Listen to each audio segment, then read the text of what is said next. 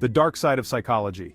5 experiments that will make you say, WTF, hey there, psychology enthusiasts. Today, we're diving into the dark and controversial world of unethical psychology experiments. Buckle up because things are about to get wild. I mean, we're talking about some seriously messed up stuff here, like, did these scientists not have souls? Did they not think about the long-term consequences of their actions? We're gonna get into all of that and more. So, grab your snacks, dim the lights, and get ready to have your mind blown. Sit down comfortably, things are about to get wild. Harlow's Monkey Madness, the Pit of Despair.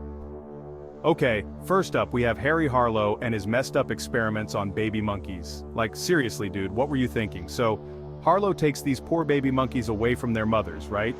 And he puts them in these cages with these fake mothers. One is made of wire, and the other is covered in this soft, cuddly cloth. And guess what? The baby monkeys clung to the cloth mother like their lives depended on it. Shocker. But it gets worse. Harlow then decided to isolate these poor babies for up to a year in what he called the Pit of Despair. I mean, the name alone should tell you everything you need to know. The results? These monkeys were messed up. They were withdrawn, anxious, and couldn't even socialize with other monkeys. Some even died from the stress. This is some horror movie stuff, guys.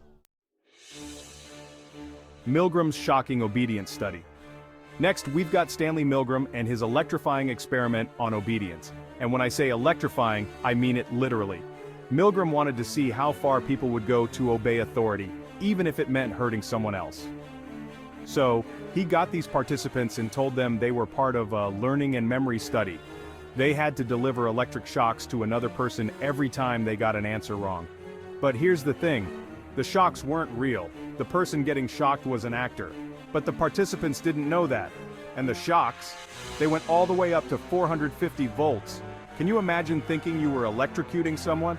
The crazy part is a lot of people went all the way. They kept shocking the learner even when they were screaming in pain.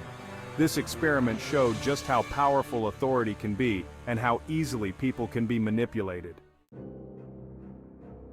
The Stanford Prison Experiment, a real-life nightmare. Okay, get ready for this one because it's intense.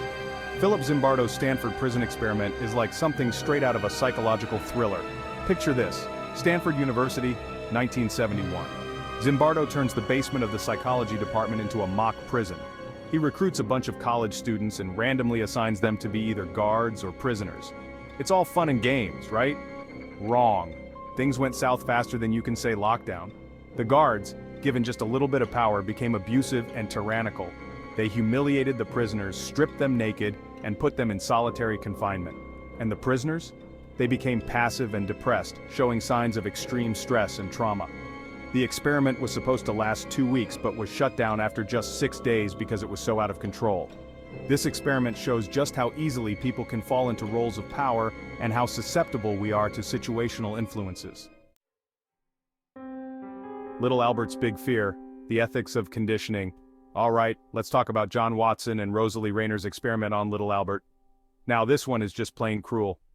They took this adorable 9-month-old baby named Albert and decided it would be a brilliant idea to condition him to be afraid of things he wasn't afraid of before. They started with a white rat. Albert was chill with the rat, even tried to pet it. So what did these geniuses do?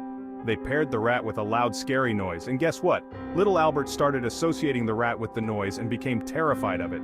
And not just the rat, but anything white and fluffy, bunnies, dogs, even Santa Claus. The worst part? They never even tried to decondition him. Like, they just traumatized this poor kid and left him to deal with it. This experiment is a prime example of why we need ethical guidelines in research. Learned Helplessness Seligman's depressing dog study. Last but not least, we have Martin Seligman's experiment on learned helplessness. And guys, this one is just plain depressing. Seligman wanted to understand the psychology of depression and helplessness. So he took these poor dogs and put them in a situation where they couldn't escape electric shocks. They tried it first, but after a while they just gave up. Then, Seligman put the dogs in a different situation where they could easily escape the shocks. But guess what? The dogs, having learned to be helpless, didn't even try to escape. They just lay there and took the shocks. This experiment showed how powerful the feeling of helplessness can be, and how it can lead to a complete lack of motivation and even depression. It's a pretty bleak look at the human, or in this case, canine psyche. The aftermath. Lessons learned, hopefully. So there you have it, 5 of the most unethical psychology experiments ever conducted. I mean, seriously, what were these scientists thinking? These experiments are now considered highly unethical and would never fly today. They've led to strict guidelines on how psychology research should be conducted. So next time you participate in a psych study, be grateful you're not being electrocuted or trapped in a basement prison. But hey, at least we learned something from these messed up experiments, right? We learned that ethics are important, that human beings and animals deserve to be treated with respect, and that maybe, just maybe, we shouldn't trust everything scientists tell us. Like and subscribe for more shocking content, of course staying on the ethical side.